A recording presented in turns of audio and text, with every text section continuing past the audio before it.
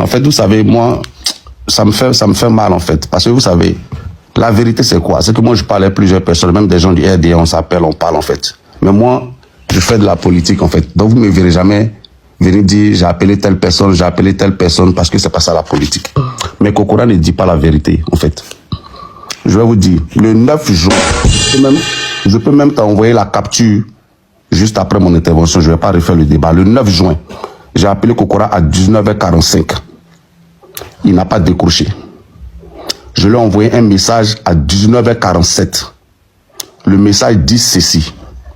Je t'appelle, tu ne décroches pas. C'est comment? Tout le quartier est assis par terre pour attendre les preuves. De leur dire quoi? Tu ne peux pas donner les preuves un jour férié avec émoticône de rire. C'était à 19h47. J'ai encore le message ici. Kokora m'a rappelé à 20h38. À 20h38, j'étais en réunion. Et je l'ai rappelé. Je suis sorti de la salle de réunion. Je l'ai appelé à 20h39. Je lui ai dit, écoute, je suis en réunion. Je te rappelle après. Il m'a dit, ok, pas de souci. Cette conversation a duré 8 secondes. Tout ça, c'était sur WhatsApp. Et donc, je peux envoyer ça à celui qui veut. Comme c'est lui-même qui en a parlé, il n'y a pas de souci, ça me met... On va parler après. Après ça, moi, je t'envoie un message avec mon numéro. Il n'y a pas de souci. Il n'y a pas de souci. Je te mets ça à disposition. Comme c'est Kokora lui-même qui a évoqué la question, donc je peux mettre ça à disposition, il n'y a pas de souci. Et par la suite, quand j'ai fini ma réunion, je l'ai appelé à 23h19. Et cette conversation que nous avons eue a duré 13 minutes. Et quand je l'ai appelé, je lui ai dit, écoute, j'ai essayé de te joindre, je m'en rappelle. Sibiko, pardon. Tu as dit que ça a duré combien? 13 minutes. 13 minutes. Kokora a dit 30 minutes. Ok, 13 minutes. Mais continue. J'ai la capture ici, je peux l'envoyer. Continue. 13 minutes. La première conversation où je lui ai dit, je suis en réunion, je te rappelle, cette conversation a duré 8 secondes. La deuxième conversation, quand je l'ai rappelé à 23h19, heure d'Abidjan, cette conversation a duré 13 minutes. Et au cours de la conversation, je lui ai dit, écoute Kokora, j'essaie de t'appeler, parce que tu as lancé des accusations, il est temps que tu fournisses les preuves de ces accusations-là. Il m'a dit, écoute frère, parce que je rappelle que Kokora, il n'y a pas d'animosité entre nous, hein. Parce qu'il ne faut pas que les gens fassent croire qu'il y a des animosités, que quand on se voit, on s'insulte, tout et tout et tout. Du tout, quand on se voit, on se salue, on échange fraternellement, tranquille, quoi. Donc, c'est pas quelqu'un contre qui j'ai un problème particulier, je préfère préciser ça. Les divergences que j'ai avec lui sont purement d'ordre politique. Voilà, je voudrais préciser ça. Donc, c'est pas, j'ai pas de problème personnel. Même, je suis allé débattre avec le ministre Touré Mamadou, qui est beaucoup plus au grado RDR. On a discuté tranquillement. Après l'émission de RFI, on a papoté, puis on s'est séparés. Donc, je veux dire qu'il n'y a pas de problème personnel entre eux et moi. Donc, cette dernière conversation a duré 13 minutes. Et au cours de la conversation, je lui ai dit que, écoute, j'aimerais bien qu'il présente ses preuves. Il m'a dit, non, écoute frère, moi, mon objectif, c'était pas de t'exposer et tout, mais parce que tu as évoqué des questions de mon billet et tout et tout. Je lui ai dit, non. Moi, je t'autorise à publier les preuves. Parce que peut-être qu'en le disant, peut-être que tu es sincère, mais la sincérité n'est pas un gage de vérité. On peut mentir sincèrement et on peut se tromper sincèrement.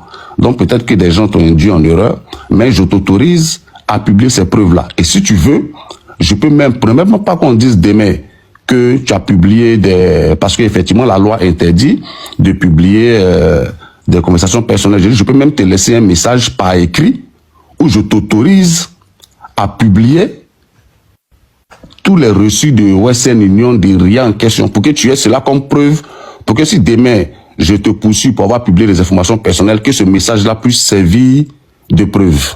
Est-ce que vous comprenez? Donc, je lui ai dit ça. Il m'a dit non, que lui n'a pas l'intention de le faire, tout et tout et tout et tout et tout.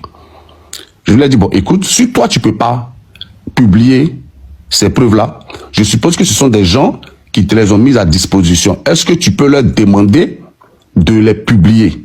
Eux, qu'ils publient, même s'ils veulent qu'ils créent un compte avatar et qu'ils publient les preuves. Comme ça n'a rien à voir avec toi.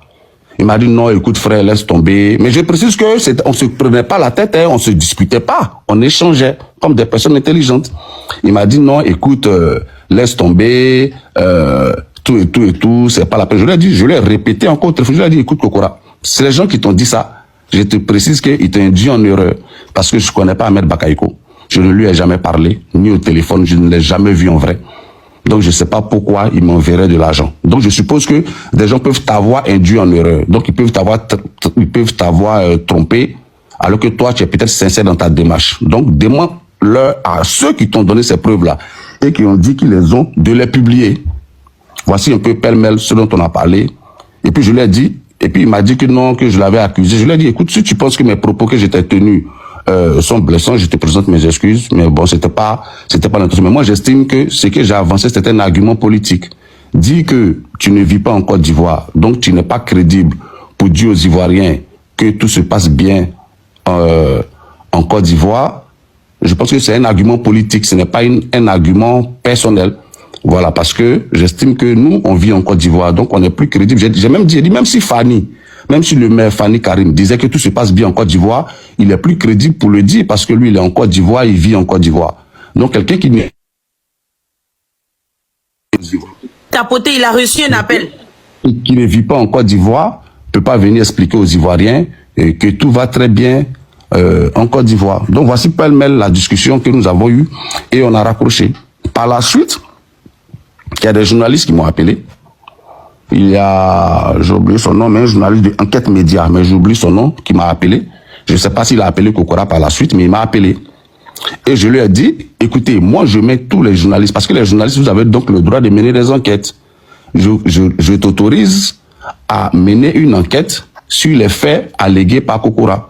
Et je lui ai même remis son numéro à ce journaliste. J'ai dit, voici le numéro de Kokora, tu peux l'appeler. Et puis tu lui dis, écoute, moi je suis un journaliste, je mène une enquête sur Steve Biko, donc je veux que les preuves, tu me les mettes à disposition. Comme ça, si Kokora ne peut pas publier les preuves, il peut te les envoyer à toi, et puis toi tu les publies. Je t'autorise aussi à les publier. J'ai oublié le nom de ce journaliste-là, mais je vais m'en rappeler, mais c'est le média, Enquête Média. C'est un ancien journaliste qui travaillait à l'Éléphant déchaîné, mais qui est maintenant en Europe. Il m'a dit, écoute, donc tu peux me donner le numéro de Kokora. Je lui ai dit, ok, pas de souci, je lui ai envoyé le numéro de Kokora. Bon, je ne sais pas s'il a appelé par la suite ou pas. Donc, sur cette question, voici ce que je peux dire. Voilà. Kokora, moi, je n'ai pas de problème de personne. Moi, je fais de la politique, en fait. Et quand je fais de la politique, j'évite d'y mêler des questions personnelles, en fait. Voilà. Donc, j'ai pas de problème de personne avec Kokora. Par contre, quand on relate les faits, c'est vraiment bien de dire la vérité. Voilà, c'est vraiment bien de dire la vérité. Voilà, ça va pas nous tuer de dire la vérité. Donc, est-ce que vous pouvez nous accorder une seconde seulement, s'il vous plaît? Désolé de vous interrompre. Famille, tapotez, s'il vous plaît, parce que John est signalé. Voilà, je sais qu'il y a de grosses têtes sur le panel, donc ça plaît pas. D'accord? Donc, tapotez le live pour protéger le live. Merci. Allez-y, je vous en prie. Voilà, donc il n'y a pas de... J'ai dit que moi, il y a même des cadres, des ministres du RDA qui m'appellent, on échange et tout, mais tranquillement, en fait, on n'est pas d'accord politiquement, mais c'est pas des questions de personnes, en fait, qui nous séparent. Parce que il faut aussi que on acceptise le discours politique. Il faut qu'on arrête de faire comme si, en fait, quand on se voit, on va aller se battre et c'est de nature à gonfler à bloc le peuple, alors que quand on se voit, tu me salues, Kokora, avec respect, on se taquine. Même après l'émission à NCI, on s'est taquiné. Tu es monté dans une voiture plaque jaune. J'ai dit, Kokora, tu as une plaque jaune à Abidjan. Et puis bon, tu es parti avec le maire. Voilà. Donc, je sais même pas comment tu fais pour une plaque jaune à Abidjan, mais ça aussi, c'est pas grave. Est-ce que tu comprends? Donc, je veux dire que... Sibiko, oui. Là, dans la profondeur. Et non, la profondeur. Non, mais pas du tout. La plaque jaune en Côte d'Ivoire. Il est qui? Tout ça là. Non, ça, c'est pas ça. C'est pas ça qui est le problème, en fait. Je vais dire que... Mais plaque jaune, là, c'est quoi? Ces jours-là, j'étais pas seul, en fait. Ziggy était là, il y avait plein d'autres camarades qui étaient là, on était au moins 5 ou 6, donc, avec Blaise et tout, donc, ces camarades-là peuvent, et Kokora sait que ce que je dis, c'est pertinemment la vérité. Donc, voilà, moi, Kokora, je veux pas que, voilà, on est près de, je crois, il y a environ 2000 personnes qui sont sur ce panel-là. Faut pas qu'on donne l'impression aux gens que quand on se voit, on se serre les cols pour se battre, c'est pas vrai. Voilà, on a des divergences politiques profondes, et voilà, et on sera jamais d'accord politiquement. Mais il ne faut pas faire croire aux gens que on est en palabre. Oui, je t'ai envoyé un message. Regarde ton WhatsApp, tu verras. Je t'ai appelé, je récapitule, je t'ai appelé à 19h. Monsieur Steve Biko, s'il vous plaît, Oui. une question. Tout à l'heure, Monsieur Kokora a dit que vous perceviez 3 000 € dans le cadre d'un travail. Est-ce que vous lui avez demandé de quel travail s'agit-il? Non, mais c'est à lui d'expliquer. Écoute, moi, je ne sais même pas de quoi il s'agit. Écoute, moi, il faut qu'on précise. C'est ça pourquoi je veux qu'il fasse sortir les preuves. Parce que sur le champ, dès qu'il va faire sortir les preuves, on va savoir que c'est faux, en fait. Parce que déjà, moi, je ne me suis pas retrouvé directement en France. En exil, j'ai un parcours, en fait.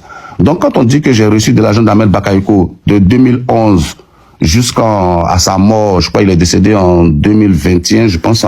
Donc, ça fait environ 243 millions de francs CFA. Un peu plus même, je pense. Donc, la raison principale, la question qu'on pourrait se poser, c'est pourquoi Ahmed Bakayoko me donnerait un tel montant. Parce que pour ceux qui me connaissent, depuis 2010, je suis engagé dans le combat du président Laurent Gbagbo. C'est même moi qui organisais toutes les manifestations à La Haye pour demander la libération du président Laurent Gbagbo. Et les traces de tout ça existent. Je n'ai jamais soutenu Ouattara, je n'ai jamais soutenu Ahmed Bakayoko. Je l'ai même critiqué, même très fortement. On peut retrouver plusieurs de mes publications où je critique très fortement Ahmed Bakayoko. Il suffit de taper mon nom et Ahmed Bakayoko dans la barre de recherche Facebook. On peut trouver des dizaines et des dizaines de publications dans lesquelles je critique Ahmed Bakayoko. Donc la première question, c'est pourquoi Ahmed Bakayoko me donnerait de l'argent. Parce qu'en plus, soit pour me corrompre, mais pour me corrompre pour que je fasse quel travail, puisque je n'ai jamais défendu Ouattara. Tu me permets là, s'il te plaît, Nina, permettez-moi, je vais être un peu... Steve Biko, moi Oui. je suis Jasso Patrick, je souhaiterais que tu portes plainte. Parce que cette affaire devient très grave. Il s'agit ici de la sécurité nationale d'un pays. Non, permets-moi de finir. S'il te plaît, Steve Biko, s'il te plaît. Permets-moi de finir, s'il te plaît. Non, laisse-moi d'abord, tu vas finir, tu vas terminer.